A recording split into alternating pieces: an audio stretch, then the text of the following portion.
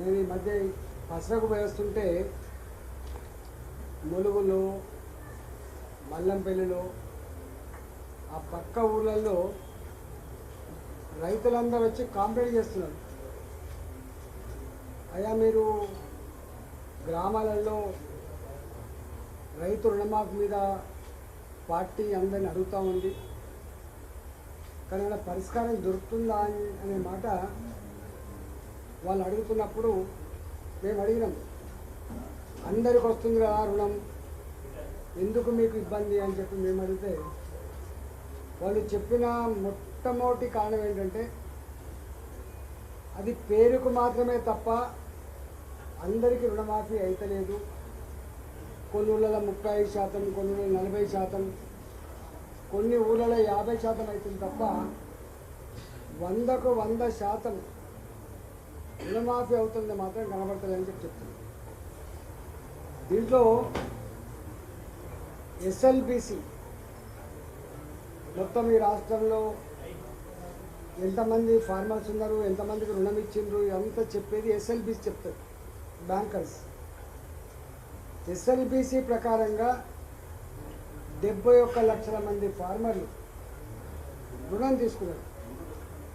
అది క్రాప్ రుణం కావచ్చు, అది అసెట్ క్రియేట్ చేసే రుణం కావచ్చు, బాయిల్ అవ్వడానికి కావచ్చు, లేకపోతే భూములు సాఫ్ చేసుకోవడం కోసం కావచ్చు, పైప్ లైన్లు వేసుకోవడానికి కోసం కావచ్చు, ఇట్లా రకరకాల పేరిట రైతాంగం తీసుకున్నటువంటి రుణం 71 లక్షల మంది ఫార్మర్లు అని చెప్పి రేవంత్ రెడ్డి గారు రుణమాఫీ చేస్తాం 2 లక్షల వరకు, రైతులారా ఎవరైనా రుణం తీసుకోకుండా ఉంటే ఇప్పుడే పోండి రుణం తీసుకోండి, నేను అధికారంకి వచ్చినటువంటి వెంటనే ఒకటే స్ట్రోకులో ఒకటే నెలలో 2 లక్షల రూపాయల రుణమాఫీ చేస్తా అని చెప్పి వారు హామీ ఇచ్చినప్పుడు వారు చెప్పిన లెక్క 64 లక్షల మంది రైతులు అన్నాడు.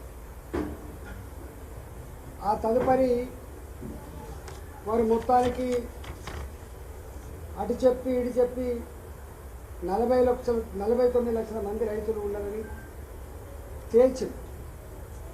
దీన్ని పేమెంట్ చేసేటప్పుడు విధి విధానాల పేరిట అనేక రకాల ఆంక్షలు పెట్టినప్పుడు ప్రతిపక్ష పార్టీలుగా మేము అడిగినాం, చేస్తావా లేదా, ఈ డొంకదాడు పద్ధతులు ఎందుకు అవలంబిస్తున్నావు రేవంత్ రెడ్డి గారు, ఆనాడు నువ్వు చెప్పిన మాట ఏంటి, ఇవాళ నువ్వు మాట్లాడుతున్న మాట ఏంటి, నాలుకనా తాటి మటనా, అసలు నీకు విశ్వసనీయత ఉందా అని చెప్పి మేము ఆనాడు మాట్లాడితే ఆయన మళ్ళీ బయటకు వచ్చి ప్రతిపక్షాలు కావాలని రాద్ధాంతం చేస్తున్నాయి, ఏ షరతులు లేవు, ఏ కండిషన్స్ లేవు, మేము మొత్తం రైతాంగానికి అంతా కూడా రుణమాఫీ చేస్తారు 2 లక్షల రూపాయలు.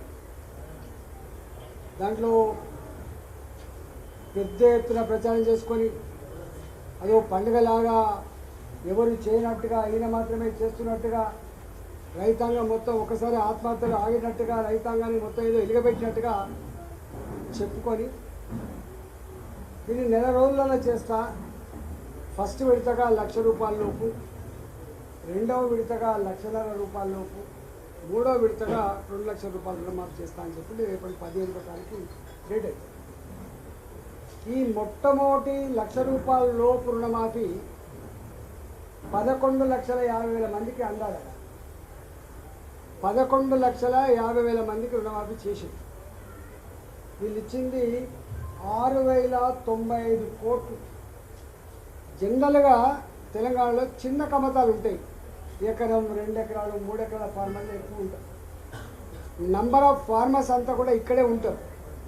అంటే వీళ్ళు 6,095 కోట్ల రూపాయలు ఇచ్చింది 11,50,000 ఫార్మర్లకు ఇచ్చింది.